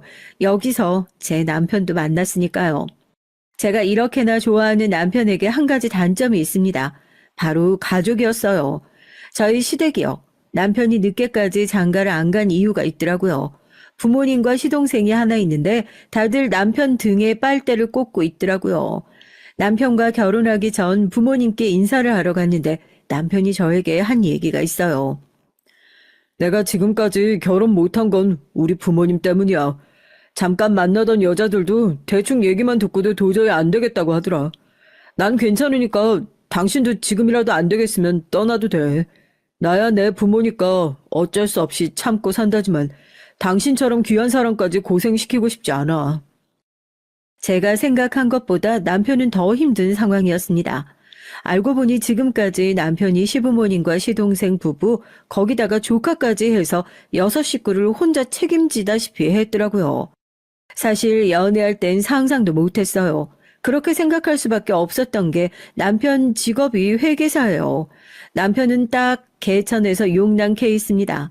지지리도 가난한 집에서 혼자 피나게 공부해서 성공한 거죠. 남편이 회계사가 되자마자 시부모님은 2분 다 일을 그만두셨대요. 모아둔 돈도 없으신데 아들만 믿고 말이죠. 전 아무리 그래도 남편이 회계사가 됐을 때면 2분 다 나이가 많지 않으셨을 텐데 굳이 일까지 그만둔 필요가 있었냐고 했지만 남편 말이 2분 다 건강 핑계를 대셨대요. 시아버지는 허리 디스크가 있고 시어머니는 당뇨가 있으셨거든요. 물론 각자 가정마다 사정이 있는 거겠지만 저도 이해가 되질 않았습니다. 당장 답답한 건 평생 희생만 하고 산 남편이었죠. 하지만 전 남편과 헤어지고 싶지 않았습니다. 제가 어떻게 찾은 제 남편인데 포기를 하겠어요.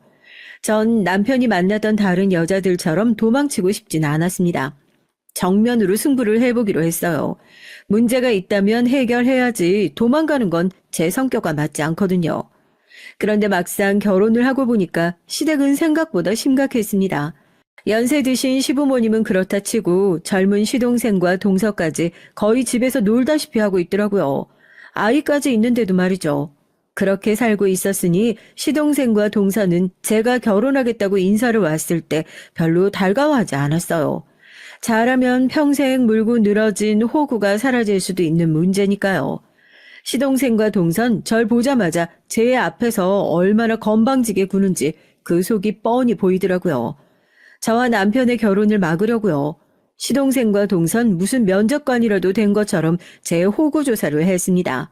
어디서 태어났냐, 어느 학교를 나왔냐, 직장은 어디를 다니느냐 쉴 새 없이 질문을 해댔습니다. 전 있는 그대로 다 대답을 했어요. 그러자 이때다 싶었는지 아주 저를 물어뜯겠다고 달려들더라고요. 대학을 안 나오고 공장에서 일했다고요? 와, 대박. 우리 형이 아무리 노총각이라도 명색이 서울대 나온 남잔데 수준이 떨어져도 너무 떨어지는 거 아니에요? 그러게, 요즘 시대에 대학 안 나왔다는 것도 신기한데 바로 공장에서 일했다는 거 더 쇼킹하네요. 우리 엄마 시대 때 얘기도 아니고. 저한테 모진 소리를 하면 제가 떨어져 나갈 줄 알았는지 아주 신이 나서 사람을 면전에 두고 싫은 소리를 하더라고요. 남편은 화가 나서 시동생에게 그만하라고 호통을 쳤습니다. 하지만 전 괜찮았어요. 이쯤이야 제게 별일 아니거든요. 제가 장사만 10년을 넘게 했습니다. 장사하다 보면 별의별 사람을 다 상대하는데 제가 이 정도로 나가 떨어져 줄 리가 있겠어요. 동서, 서울에서만 살아봤지? 거기다가 나보다 나이도 훨씬 어리고 그럼 거의 동서 어머니랑 내가 살아온 세대가 별반 다르지 않을 수 있어. 그러니까 동서도 나를 그냥 형님 아니고 엄마 같은 형님으로 잘 모셔. 괜히 나보다 시집 좀 일찍 왔다고 텃세 부리지 말고. 어머머머, 아, 형님은 제가 무슨 텃세를 부렸다고 그래요. 누가 들으면 오해하겠네. 동서는 저보다 10살이나 어렸어요. 결혼을 일찍 해서 제가 결혼하던 당시에 이미 아이가 어린이집에 다니고 있었죠. 알고 보니 동서와 시동생은 대학 때 만나 사고를 쳐서 결혼을 했더라고요. 그랬으니 제대로 돈도 벌기 전에 살림부터 차린 거죠. 덕분에 남편이 시동생네까지 책임지다시피 한 겁니다. 남편은 힘들게 번 돈으로 가족들이 모두 다 함께 살 수 있는 2층짜리 작은 주택을 샀어요. 동네가 좀 외지긴 하지만 그래도 온 식구가 같이 살 수 있으니 시부모님께서 좋아하신다고 남편은 출퇴근 왕복 3시간이 걸려가며 그 집에서 살았더라고요. 남편은 거의 회사에서 살다시피 하다 보니 독립해 나와 살려고도 노력해봤지만 온 가족이 다 못 나가게 막는 바람에 독립을 못했다고 하더라고요. 안 봐도 비디오죠. 남편이 출퇴근하느라 힘들어하는 걸 뻔히 알면서도 다 큰아들 독립 못 시키는 데는 이유는 딱 하나입니다. 집안의 유일한 호구를 멀리 보낼 수 없었을 테니까요. 전 결혼 준비를 할 때 바로 알았어요. 저희 살 신혼집을 구하는데 무조건 시댁 가까이에 살아야 한다고 하더라고요. 저와 부모님이 운영하는 정육점도 시댁에서 멀지 않아요. 그래도 전 친정 부모님이 사시는 같은 아파트 단지 신혼집으로 구할 생각이었거든요. 꼭 친정 근처서라가 아니라 제가 살아보니 신축의 가격도 비싸지 않고 저희 부부 예산에 그런 집 구하기 쉽지 않아 딱 좋았거든요. 그런데 시부모님은 노발대발이었습니다. 준석이 우리 집 장남이야. 아, 누가 장남을 처가 근처로 보낸다니? 아, 난 절대 허락 못하니까 무조건 우리 집으로 들어오든지 아니면 우리 집 근처에 구해.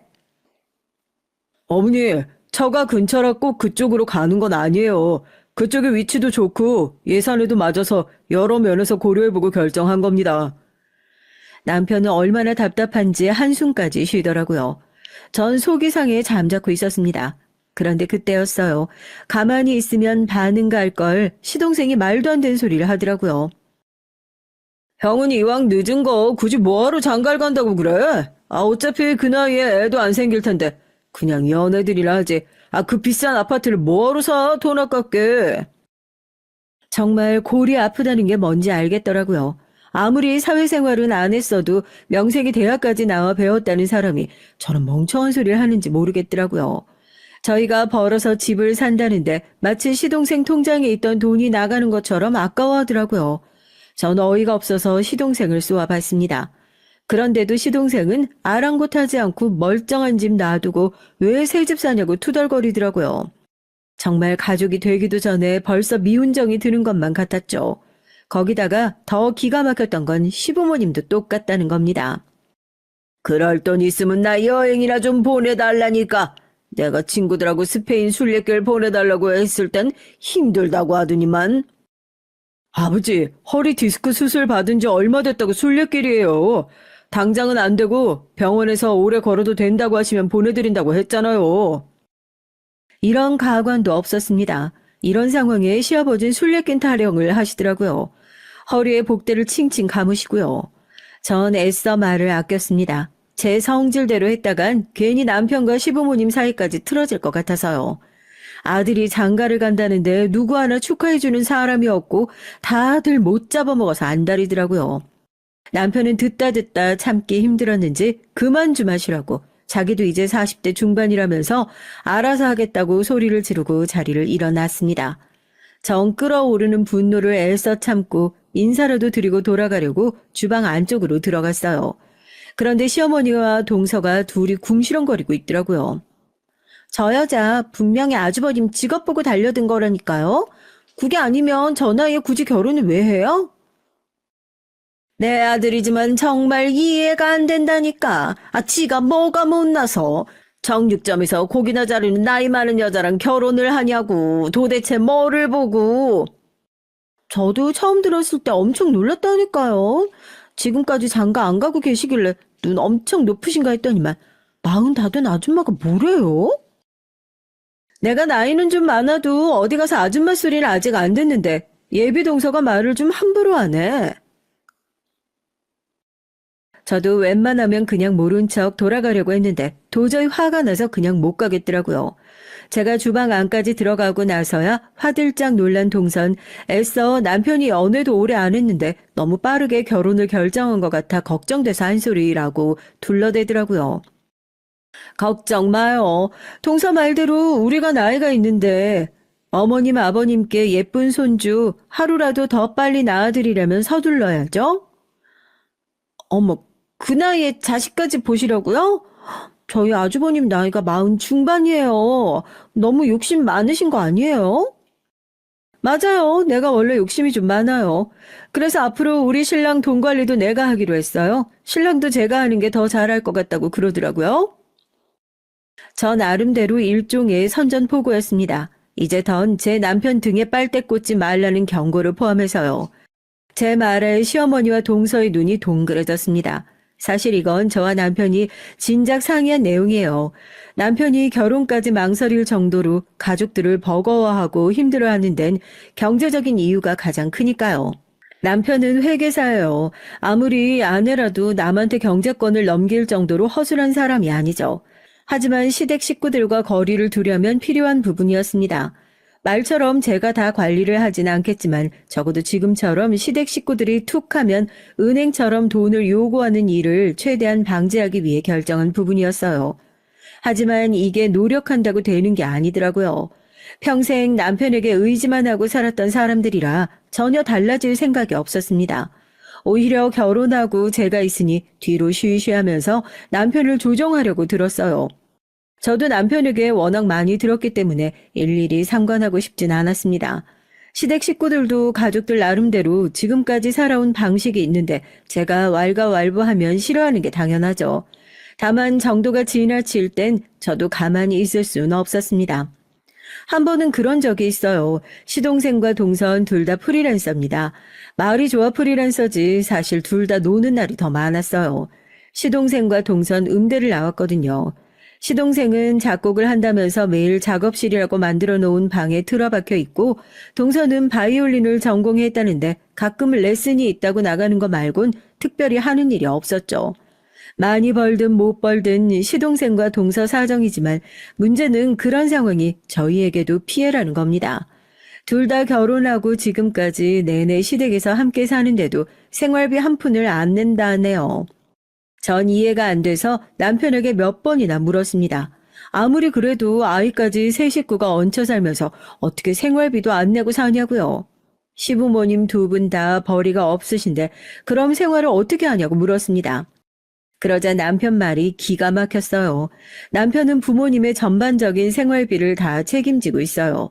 달에 현금으로 생활비도 조금씩 드리는 것도 모자라 부모님 두 분은 아예 남편 카드를 쓰신답니다.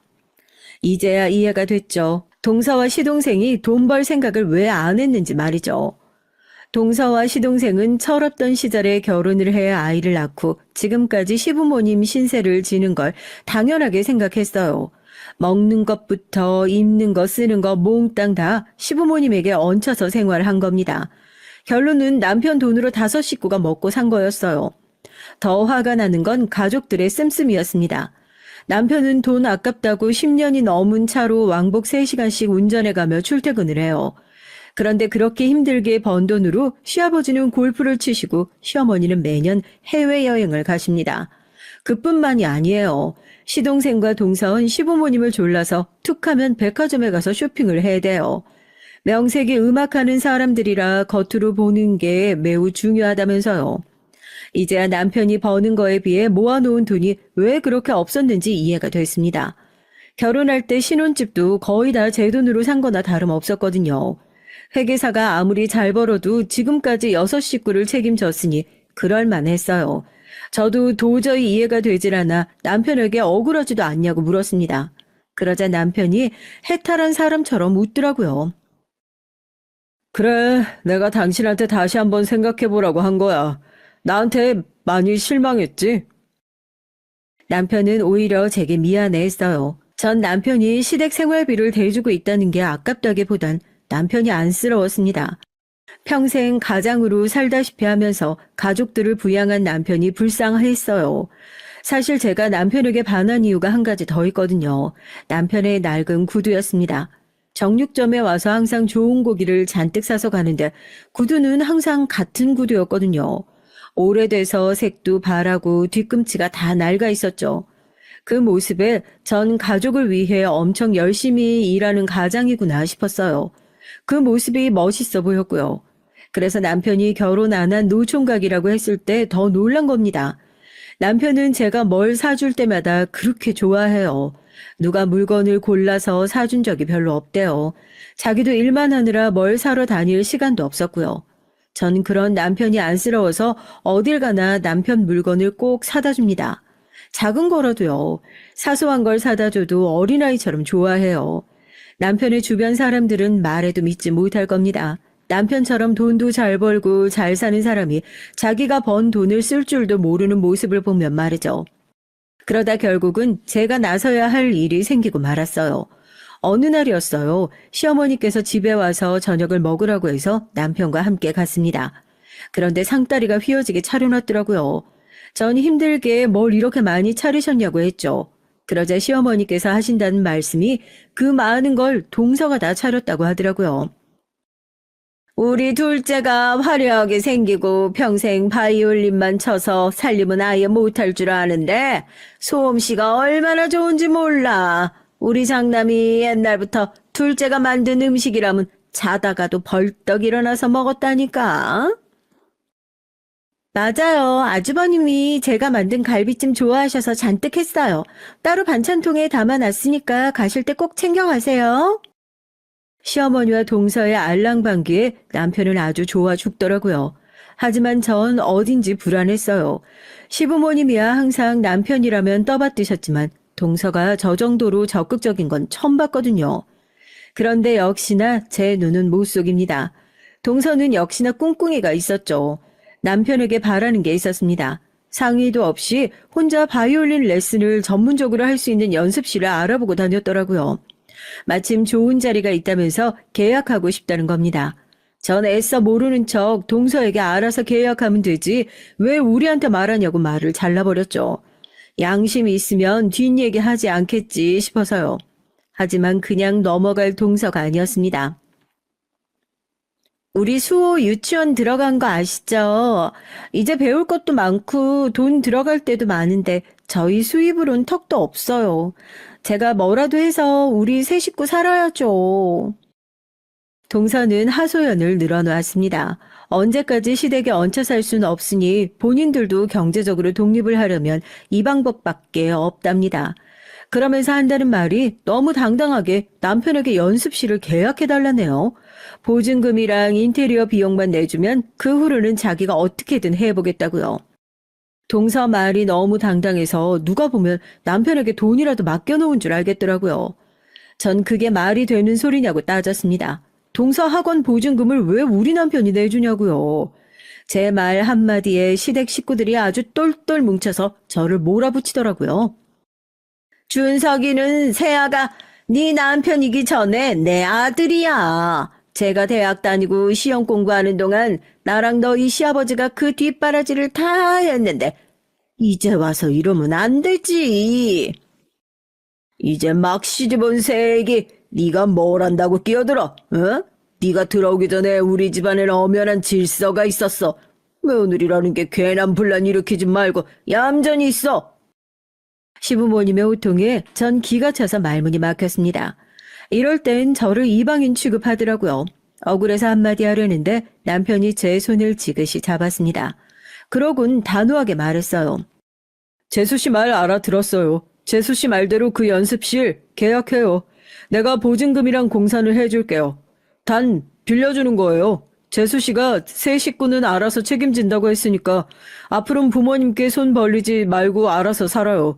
부모님께 생활비도 드리고 내 돈도 당연히 갚아야 하고요. 형, 아직 연습실은 시작도 안 했는데 벌써 무슨 생활비를 드려. 우리가 우선 상황 보고 그때 가서.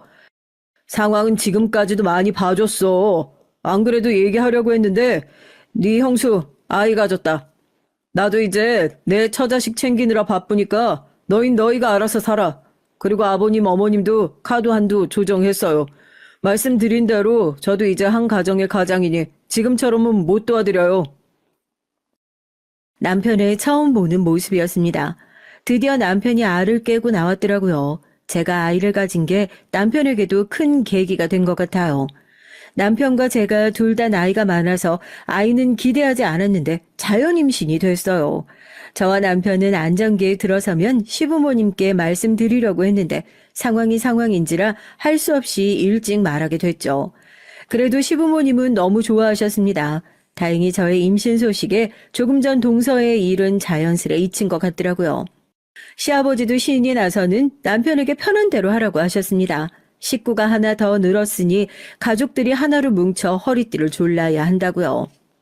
둘째 너, 우리 장남이 큰맘 먹고 도와주는 거니까 이번 일은 포기하지 말고 어떻게든 잘 해내. 그래서 나도 우리 둘째 아들한테 생활비 좀 받아보자. 그날 이후 남편은 정말 동서가 눈도장을 찍어두었다는 연습실 보증금을 빌려줬어요. 인테리어까지 싹 다 고쳐주고요. 전 이게 잘한 건지 모르겠습니다. 남편이 빌려준 돈은 무조건 갚으라고 단호하게 말하긴 했지만 그게 언제가 될지 모르는 일이니까요. 솔직히 돈이야 갚든지 말든지 모르겠어요. 최소한 시부모님께 생활비라도 드렸으면 좋겠더라고요. 동서와 시동생이 그렇게라도 노력하면 남편이 한시름 놓을 것 같아서요. 저에게 미안해서 남편이 가족들 앞에서는 말을 단호하게 했지만 마음은 편할 리 없었습니다. 지금까지 평생 가장으로 산 사람이잖아요. 그게 가족들의 강요로만 이뤄진 일은 아닐 테니 마음이 불편하겠죠. 저도 그 마음을 잘 알아요. 남편도 시작은 항상 고생만 하는 가족들을 위해 조금이나마 편하게 살았으면 하는 마음으로 희생하고 헌신한 거였을 거예요. 그런데 언제부턴가 가족들은 받는 거에 익숙해졌겠죠. 친정도 시댁과 별반 다르지 않기 때문에 저도 열심히 정육점 일을 하는 겁니다. 동생이 좀 더 잘 나간다고 해서 거기에만 기대고 싶지 않았거든요. 그런데 세상은 참 제 맘 같지 않아요. 저희 시댁은 조용할 날이 없었습니다. 저희 아들이 3돌 정도 지났을 때 일이에요. 명절날 오랜만에 가족들이 다 모였는데 얘기를 하다 보니 내년에 동선의 아들이 초등학교를 간단 말이 나왔어요. 전 깜짝 놀랐죠. 제가 결혼할 당시에 저희 아들만 했던 조카가 벌써 학교에 간다고 하니까 신기하더라고요. 전 큰엄마가 가방이랑 입학식 때 입을 옷을 사주겠다고 조카와 손가락을 걸고 약속했습니다. 그런데 그때 시동생이 또 분위기를 깨는 소리를 하더군요. 애가 벌써 학교 가는데 아직도 방이 없어. 엄마 아빠랑 한 방 쓰고 있으니 내 새끼가 불쌍하기도 하지. 시동생은 시아버지 남편과 함께 막걸리 한 병을 나눠 마시더니만 벌써 취한 건지 이상한 소리를 중얼거리더라고요. 곧바로 동서도 한마디 더 붙이고요. 당신은 속상하게 왜 또 그 소리를 하고 그래? 우리가 능력이 없어서 그런 거지. 그 시커먼 속을 모를 리 없는 전 콧방귀도 끼지 않았습니다. 전 그런 동서와 시동생이 너무 얄미워서 말을 돌려버렸죠. 요즘 바이올린 연습실은 잘 돼? 계약하고 인테리어 할 때까지만 해도 연습실만 차리면 아파트라도 하나 살 것처럼 굴더니만 영 소식이 없네? 연습실만 잘 되면 빌려준 돈도 갚고 시부모님께 생활비도 드린다더니만 아직도 저희 돈도 생활비도 도통 소식이 없더라고요.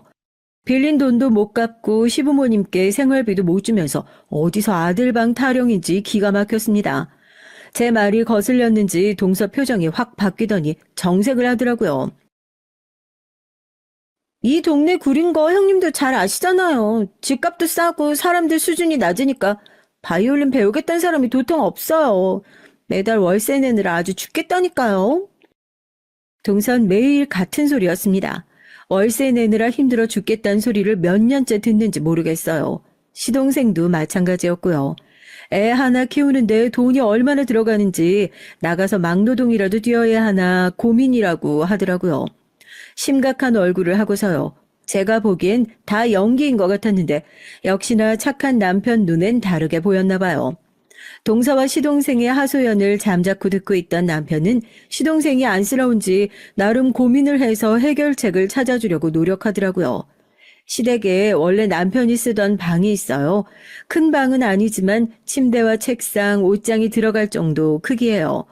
가끔 저희 부부가 시댁에 가면 쓰는 방인데 남편은 그 방을 조카 방으로 쓰라고 하더라고요.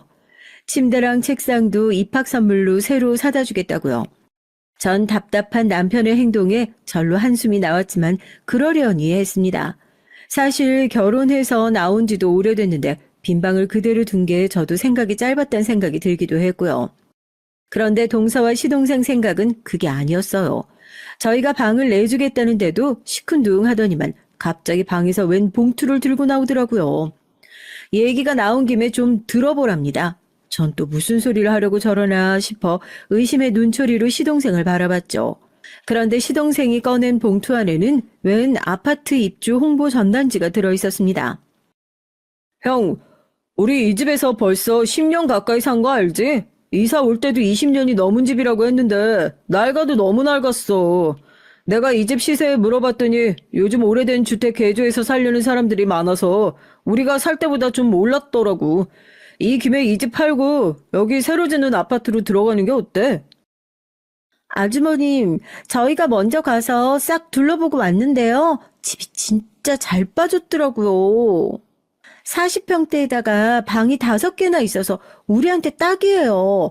그리고 근처에 병원도 있고 공원도 있어서 어머님 아버님한테도 너무 좋을 것 같고요. 그럼 그렇지 왜 갑자기 조카방 얘기를 꺼내나 했습니다. 바이올린 연습장만 구해주면 집을 사서 나간다는 둥 하더니만 결국은 또 남편 도움을 받겠다는 심산이었어요. 전 듣다가 아무래도 가만히 있으면 안 될 것 같아 나서서 한 소리를 했습니다. 여기 나도 아는 동네인데 공사한 업체가 부실공사로 기사 터져서 급하게 싸게 내놓는 거야. 여기도 기사 터진 집이랑 같은 시기에 지어진 거라 안심할 수가 없어. 그런 데를 지금 사는 건 좀 아니지. 대학도 안 나온 형수님이 뭘 안다고 하세요? 이 집은 달라요. 설마 제가 그런 것도 안 알아보고 형한테 얘기하겠어요? 시동생은 눈을 부라리며 제게 나서지 말라고 했습니다. 전 기가 막혀서 말문이 턱하고 막히더군요. 아무리 개념이 없어도 그렇지 식구들 다 있는 앞에서 절 무시하다니요. 그런데 그때였습니다. 남편이 무섭게 눈을 뜨며 시동생에게 소리를 버럭 질렀어요. 윤석이 너 감히 형수한테 무슨 말버릇이야? 네가 잊어보니까 내가 만만하구나. 그러니까 내 앞에서 그딴 소리를 함부로 짓거리지. 아, 형, 그게 아니고, 난 이제 부모님 연세도 있으시니까 걱정이 돼서 알아본 거지. 이왕 같은 돈이면, 우리 다 같이 좋은 집에 가서 사는 게 낫잖아. 웃기고 있네. 이 집이 왜 우리 집이야? 내 집이지. 낡고 오래돼서 위험하다고? 누가 너더러 이 집에서 10년이나 살래? 지금이라도 이 집 싫으면 너랑 재수씨 집 구해서 나가면 될 일이지. 어디서 멋대로 집을 팔기는 뭘 팔아? 내가 지금까지 너한테 이런 취급이나 받으려고 네 뒤치다거리 실컷 한 줄 알아? 너 당장 형수한테 사과 안 해? 언제나 허허실실 사람 좋게 웃기만 하던 사람이 소리를 지르며 화를 내니 집안은 삽시간에 조용해졌습니다. 어이구, 둘째, 너 형한테 한 소리 들을 줄 알았다. 어디 형수한테 버럭버럭 소리를 질러? 아버지, 갑자기 왜 그래? 얼마 전까지만 해도 아버지도 이 집 오래돼서 싫다고 이사 가고 싶다면서. 시동생의 울부짖음에도 시부모님은 더는 할 말이 없다는 듯 혀를 차며 방에 들어가 버리셨어요. 남편은 시동생에게 저더러 사과하라고 한 번 더 시켰습니다. 시동생은 결국 저에게 자기가 실수했다고 인정하더라고요. 현재 시부모님과 시동생 부부가 살고 있긴 하지만 이 오래된 주택은 엄연히 남편 명의의 집이에요. 부모님이 전세만 전전하시는 게 안타까워 남편이 돈 벌자마자 힘들게 산 집입니다. 그런 집을 자기들 이익에 이용하려는 동서와 시동생이 얄미운 정도가 아니라 이젠 소름이 끼쳤죠. 그날은 다행히 시부모님이 말려주셔서 그 정도로 일단락 됐습니다. 어쨌든 지금은 집주인인 남편이 팔 생각이 없으니 동서나 시동생도 다시는 말을 꺼내지 않겠지 싶었어요. 얼마 뒤 조카와 한 약속이 있으니 책가방이라도 하나 사주려고 데리고 백화점에 갔어요. 그런데 아직도 시동생이랑 동서 얼굴이 뾰루퉁 하더라고요. 전 기껏 자기 새끼 선물 사주겠다고 멀리까지 데리고 나왔는데 왜 또 저러나 싶었죠. 전 애써 모르는 척하고 조카에게 마음에 드는 걸로 고르라고 했습니다. 그런데 여기저기 매장을 데리고 다니는데도 평소 같으면 자기가 더 나서서 고를 동서가 시큰둥하더라고요. 전 애써 참고 다가가서 물었습니다. 왜 가방 안 고르냐? 가방 필요 없냐고요. 그러자 동서가 팔짱을 끼더니 한다는 말이 역시 동서다웠어요. 가방 그거 얼마나 한다고 온 식구들을 다 나오라고 해요? 그냥 대충 돈이나 좀 보내면 되지. 와, 사람 본성이라는 게 무섭더라고요. 자기들한테 필요하면 아주 알랑방귀를 끼더니만 원하는 대로 해주지 않으니 싹 변해 있었습니다. 자기 아들이 보는 앞에서도 말이죠. 형이 형수 앞에서 예의 바르게 하라고 해서 지금까지 참고 있었는데 더 안 되겠네요. 사실 저희 책가방 필요 없어요. 장모님이 가방 사라고 이미 용돈 주셨거든요. 시동생은 잔뜩 꼬인 말투로 얘기를 했습니다. 저와 남편은 그럼 진정 말을 하지 어쨌든 여기까지 왔으니 옷이라도 한 벌 사주겠다고 했습니다. 그런데도 시동생은 여전히 꼬여 있었죠. 참, 우리 이사 나가기로 했어. 우리가 아무래도 안쓰러웠는지 처가댁에서 좀 도와주시겠다네. 형 좋겠다. 지금까지 내 뒤치다거리 하느라 귀찮았을 텐데. 내가 알아서 꺼져주니까 속이 다 시원하겠네. 남편은 무슨 그런 소리를 하냐고 한 소리 하려고 하더군요. 제가 옆에서 말렸어요.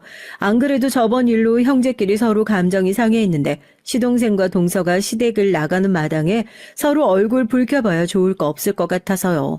전 애써 웃는 얼굴로 잘 됐다고 축하해줬습니다. 나중에 이사할 때 필요한 거 있으면 얘기하라고도 했어요. 그렇게 시간이 흘렀습니다. 동서와 시동생이 시댁을 나가고 나니 나름대로 평화로운 나날이었죠. 이사를 나갔어도 한 동네라 자주 보긴 했지만 그래도 각자 아이들 키우느라 정신없이 살다 보니 전처럼 서로 부딪힐 일은 거의 없더라고요. 그러던 어느 날이었습니다. 전 언제나처럼 부모님 정육점 앞을 청소하고 있었죠. 부모님은 힘들게 뭘 그런 걸 직접 하느냐고 하셨지만 전 전혀 힘들지 않았습니다. 손님들 보기에도 가게 앞이 깨끗해야 또 오고 싶을 테니까요. 마침 화장실 청소도 하려고 고무장갑을 끼고 걸레를 들고 나서는데 익숙한 얼굴이 걸어오더라고요. 동서와 조카였습니다. 조카가 정육점에 있는 건물에 수학학원을 다니는 줄 알고 있었는데 만난 건 처음이었죠. 조카는 학원에 가기 싫다고 짜증을 내고 있었고 동서는 조카한테 큰 소리를 치며 오고 있더라고요. 오랜만에 본 거기야 하지만 동선 여전히 반갑지 않았고요. 지금까지의 전적으로 볼 때 또 무슨 소리를 할까 걱정부터 앞섰거든요.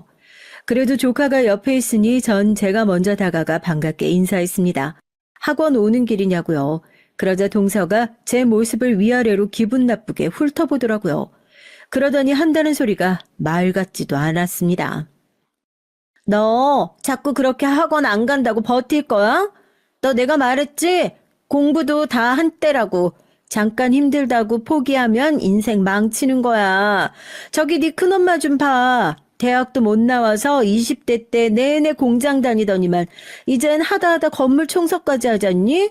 너 공부 안 하면 큰엄마처럼 돼? 너 저러고 살고 싶어? 전 제 귀로 똑똑히 듣고도 잘못 들은 줄 알았습니다. 아무리 개념이 없어도 그렇지 애 앞에서 할 말 못할 말 구분 못하더라고요. 전 들고 있던 대걸레를 바닥에 던져버리고 동서에게 다가갔죠. 그리고 지금 말 다 한 거냐고 인상을 썼습니다. 그러자 그제야 좀 겁이 나는지 동서는 뒷걸음질을 치더군요. 형님, 제 말이 틀린 건 아니잖아요. 이 김에 형님이 우리 애한테 말 좀 해줘요. 공부 안 해서 몸으로 고생하면 평생 고달프다고요. 동서라는 여는 도무지 답이 없었어요.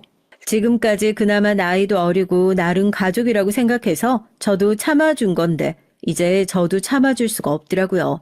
지도 나이도 처먹을 만큼 처먹었고 조카도 벌써 중학생인데 아직도 저러고 사나 싶더라고요. 전 제 성격대로 하기로 했습니다. 전 동서에게 성큼성큼 다가가 동서의 뺨으로 올려붙였죠.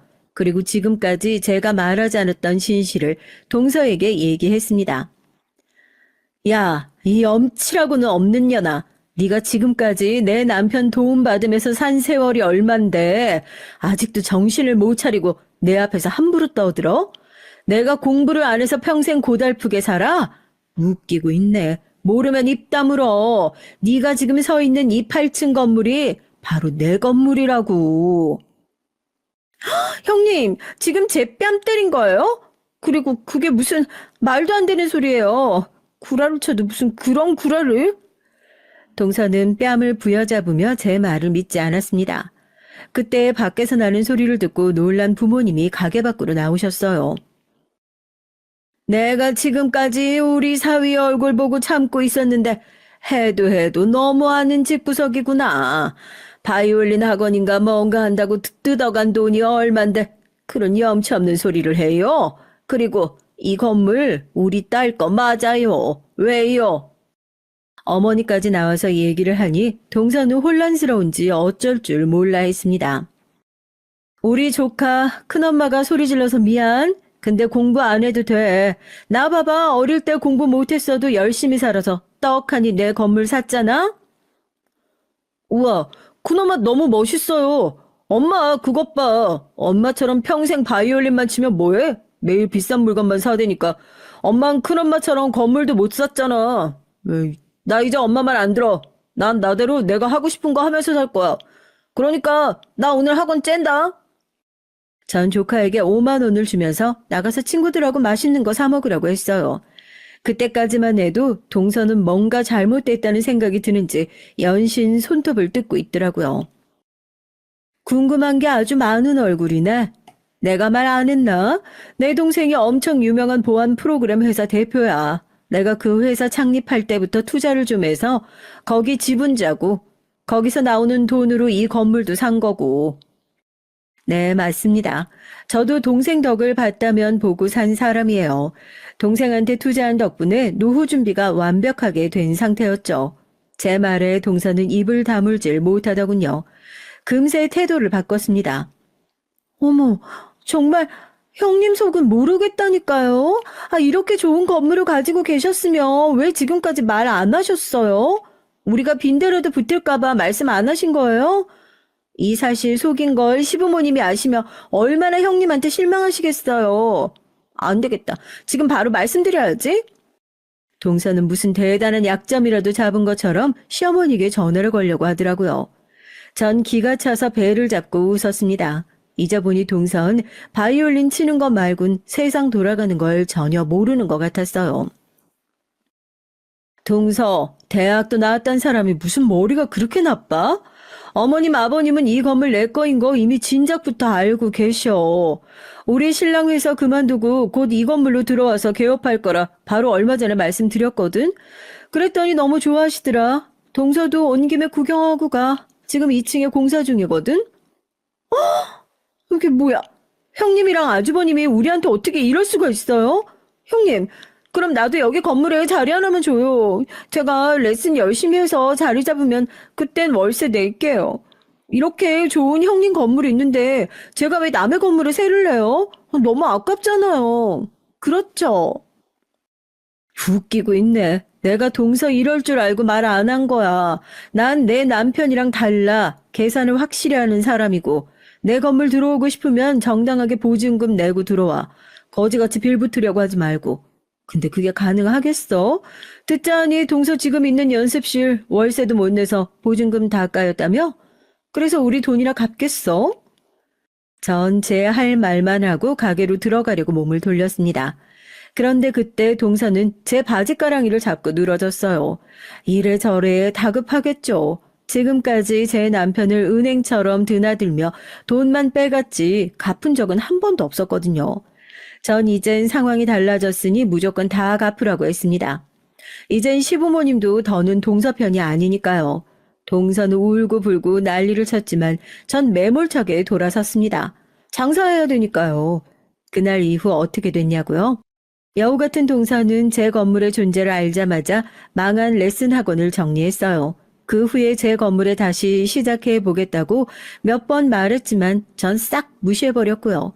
보증금 안 가져오면 절대 안 받아준다고 했죠. 동서는 더는 제 앞에서 찍소리 못해요. 제가 눈만 마주치면 돈 언제 갚을 거냐고 물어보거든요. 저도 이렇게까지 하고 싶진 않았지만 동서와 시동생을 위해서 남편처럼 무르게 구는 건 좋은 방법이 아닌 것 같아요. 군말 없이 챙겨주고 도와주면 뭐래요? 고마운 줄 모르고 사람을 무시하기까지 하는데요. 전 이번 기회에 아주 동서를 참교육해서 사람 좀 만들어 볼랍니다. 현명한 유부 선배님들 동서를 참교육할 만한 방법이 있으시면 댓글로 남겨주세요. 참고하도록 하겠습니다. 저희 긴긴 얘기 들어주셔서 감사합니다.